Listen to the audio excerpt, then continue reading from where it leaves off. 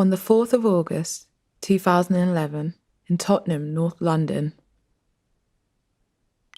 Mark Duggan was shot dead by police after the minicab he was travelling in was pulled over. The first news reports of the incident said that Duggan had opened fire, injuring an officer. Newspapers labelled him a gangster, implying that his death was justified. 2 days later, the Metropolitan Police had still not contacted Duggan's family. Outraged, they led a protest to Tottenham Police Station, demanding answers. As their anger went ignored, the protest became confrontational, growing into the most widespread social unrest and police violence seen in the UK in a generation. Over the next 4 days, 5 people lost their lives and over 3,000 were arrested, resulting in almost 2,000 years of prison sentences. Duggan was being monitored by Operation Trident, a controversial police unit focused on gun crime in London's black communities. On the 4th of August, he collected a gun from Leighton in North London. He was being followed by officers from a specialist firearms unit known as CO19. When the minicab in which Duggan was travelling arrived here in Ferry Lane, Tottenham, officers carried out a hard stop, forcing the minicab to pull over. Duggan stepped out of the cab, and an officer known only as V53 shot twice.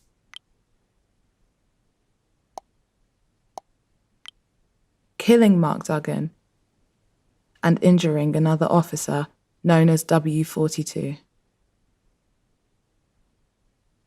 V53 later told investigators that he saw Duggan holding the gun in his right hand and that he felt his life to be in danger. But while a gun was found at the scene, it was found here, 7 meters away from the site of the shooting. The gun was covered by a sock and no DNA evidence connected it to Duggan. Despite this, in 2014, an inquest jury returned a verdict of lawful killing. And a year later, the national police watchdog, the IPCC, concluded that Duggan had been holding the gun and was in the process of throwing it as he was shot. After an unsuccessful appeal against the inquest verdict, Duggan's family launched a civil claim against the Metropolitan Police, their last remaining legal avenue. Their lawyers commissioned forensic architecture to help them to examine the killing and to challenge the conclusions of the investigations that followed. Duggan's killing was a defining moment in London's recent history. But what happened and how it was investigated remains controversial. Even the judge who had overseen the inquest said, "I was left with an impression of some uncertainty about precisely what was being investigated, on whose behalf, for what purpose, and by what means." At the heart of that controversy are 2 questions. Could Duggan have been holding a gun? And how did the gun get to the grass? We started by examining hundreds of publicly available documents, including witness statements, diagrams, and expert reports. We travelled to the scene of the killing and took photographs of every part of the site. Using a process called photogrammetry, we turned those images into a precise 3-dimensional model. But with no video footage to rely on, we had to reconstruct the officers' movements from their testimonies. By analysing and cross-referencing their statements, we built a database which divides the incident into 9 distinct moments, from the perspective of each of more than a dozen different witnesses. From this database, we created a series of models reconstructing every stage of the incident.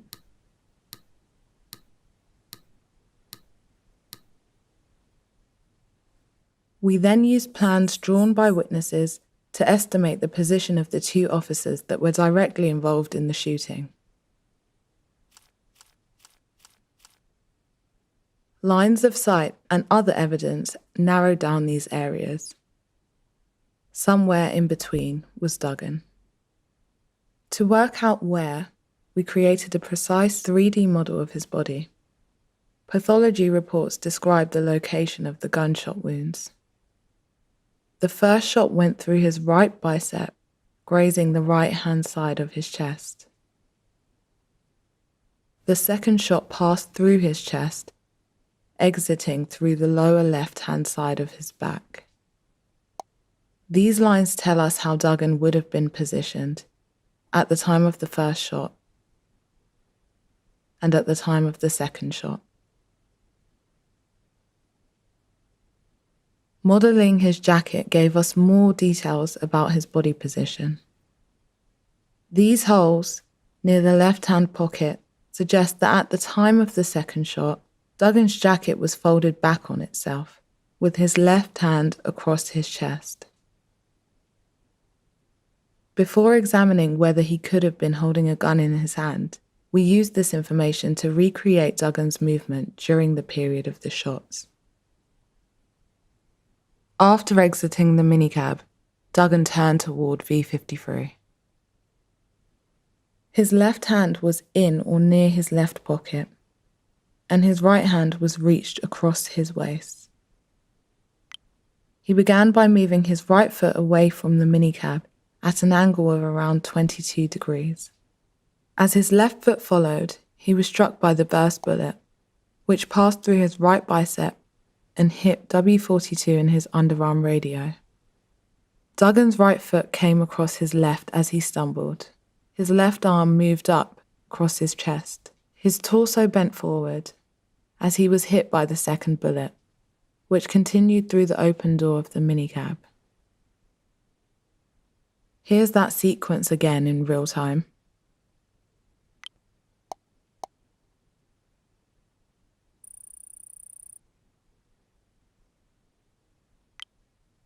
According to our analysis, from Mark Duggan exiting the minicab to receiving the second fatal shot, no more than 1.5 seconds had elapsed.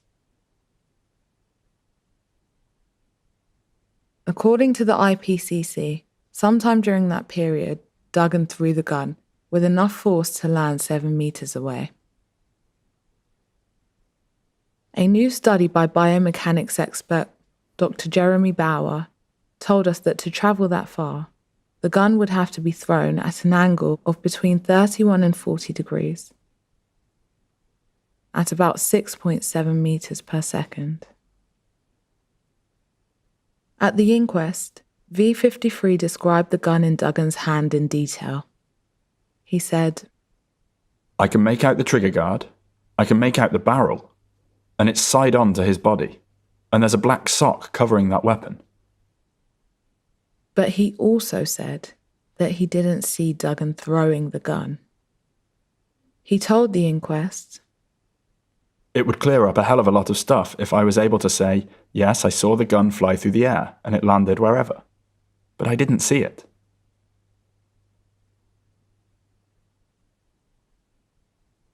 V53 was standing around 3 meters away from Mark Duggan, looking directly at him. If he could describe the gun in such detail, is it possible that he missed it being thrown? What would the scene look like from V53's perspective? First, here is his view without a gun in Duggan's hand.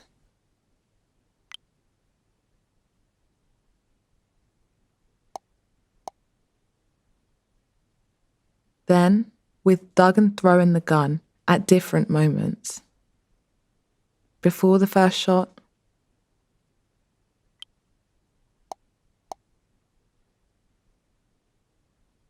after the first shot,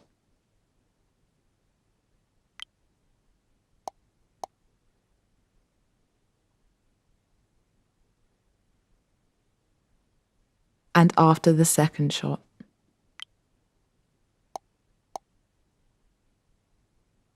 But a human's field of vision is not like what we see on a computer screen. Our central vision is highly sensitive to details, while the periphery is more sensitive to movement.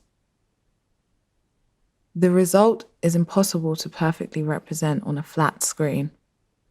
So in order to simulate the vision of witnesses, we recreated the entire scene in virtual reality. Experiencing the scene in this way confirmed for us that in each scenario, the required throwing motion would have been clearly visible to V53, given where the officer said he was looking. In fact, it is unlikely that Duggan could have physically made such a motion. The forensic pathologist commissioned by the IPCC, Professor Derek Pounder, said, "I cannot conceive of how Duggan might have thrown the gun." He made this conclusion despite having been asked by the IPCC to assume that Duggan had been holding the gun when he was shot. Dr. Bauer, the biomechanics expert, also concluded that it is unlikely Mr. Duggan could have thrown the gun after he was shot in the arm. If Duggan didn't throw the gun at that time, there are only two alternatives. Either Duggan threw the gun as he exited the minicab, or the gun was moved by police officers. In both cases, Duggan would not have been holding a gun when he was shot and would have posed no threat to the police. In 2014, the Inquest jury concluded that, more likely than not, Mark Duggan threw the firearm as soon as the minicab came to a stop. To test this theory, we needed to understand how the hard stop could have played out. The inquest was shown a video in which CO19 officers practiced a hard stop. Multiple officers described the Ferry Lane incident as a textbook hard stop.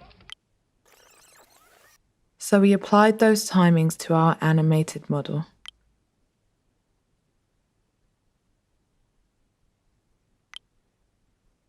The rear windows of the minicab, a Toyota Previa, did not open, so Duggan could not have thrown the gun until the minicab came to a stop and he opened the door.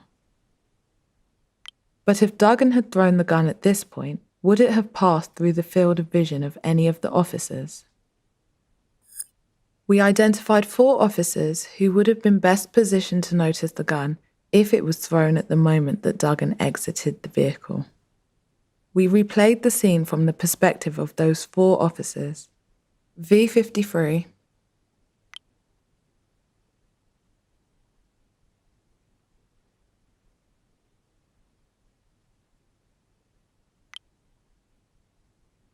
W70,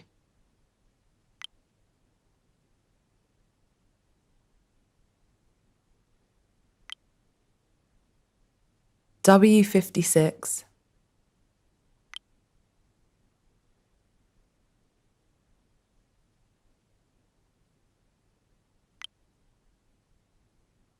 and W42.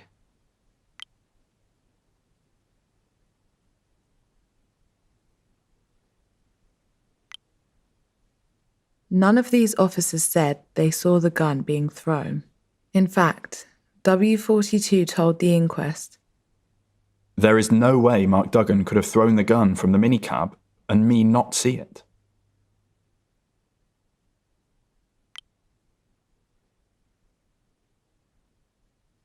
while V53 said that he watched the door of the minicab slide open and kept his eyes on the open door. The verdict of the inquest jury, which was also rejected by the IPCC, requires that not just one, but at least 4 officers failed to notice the gun being thrown. With every additional officer who missed it, this scenario becomes less likely. This makes it even more important to consider the final possibility, that officers moved the gun after Duggan was shot. The aftermath of the shooting was filmed from the 9th floor of a nearby building by a member of the public known as Witness B.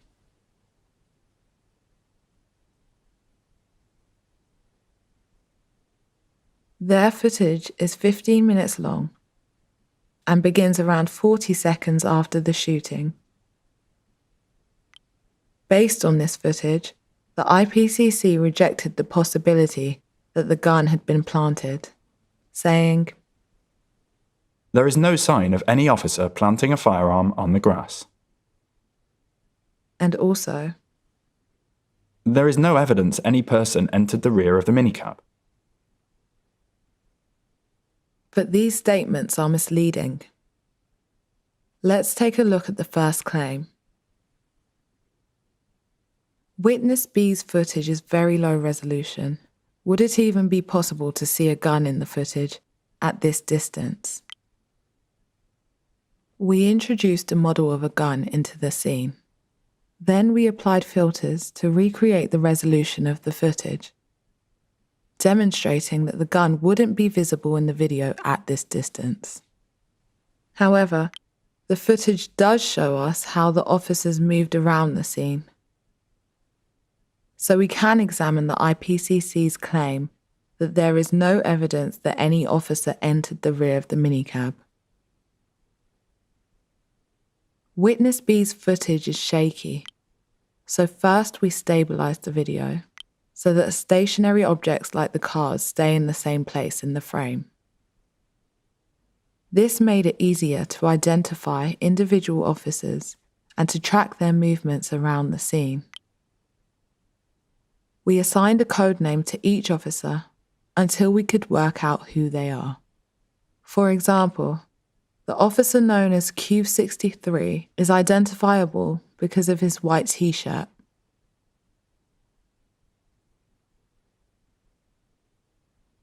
Then we mapped the areas that would have been hidden from Witness B's camera.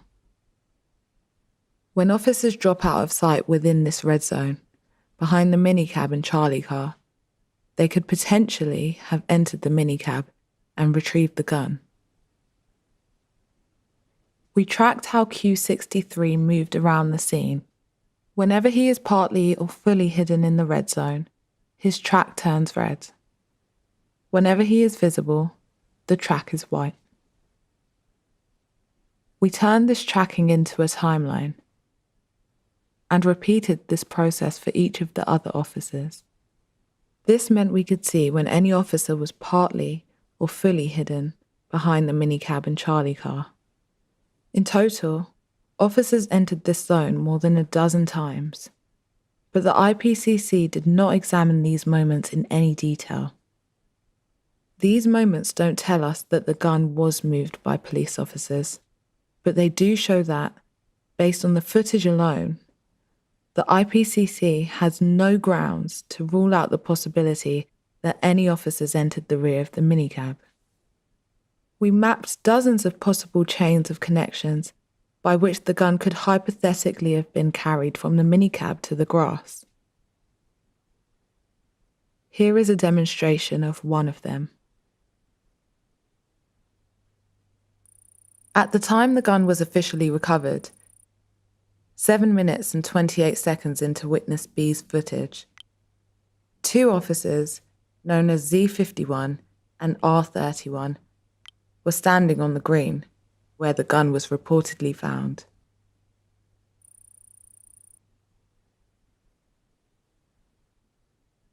They can be seen in this photo, taken by a member of the public from the other side of the park.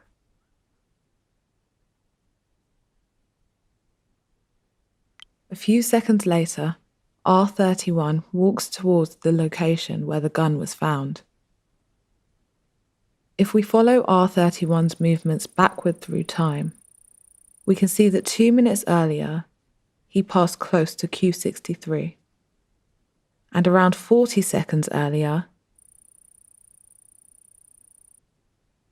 Q63 disappeared within the red zone for 12 seconds.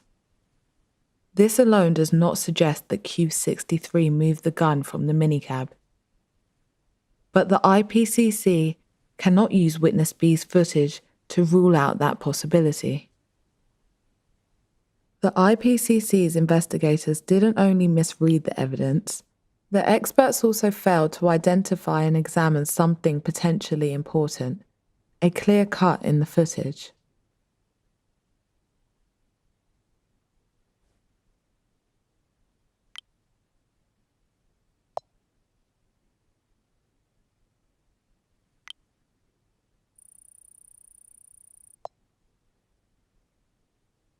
Before the cut, we see Q63 on the right of the minicab. After the cut, Q63 is on the left.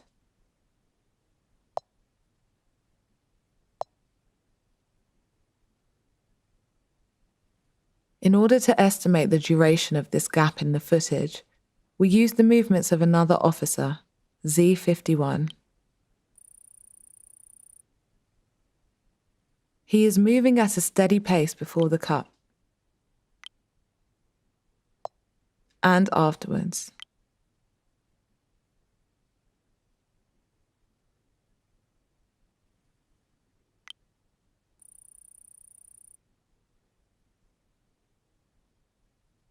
Studying his walking speed along a likely path between the 2 points, we estimate that the duration of the missing footage is at least 4 seconds. This is potentially long enough for Q63 to access the minicab. This is important because 2 seconds later, Q63 gestures towards the green and seems to communicate with Z51. But neither the Inquest nor the IPCC noticed this cut or examined its importance. As we have seen, the gun could have arrived at the grass by 3 possible routes. The route preferred by the IPCC is not consistent with the available spatial or biomechanical evidence. The route preferred by the inquest jury requires at least 4 officers to have missed the gun being thrown. And the final route was not fully investigated by either.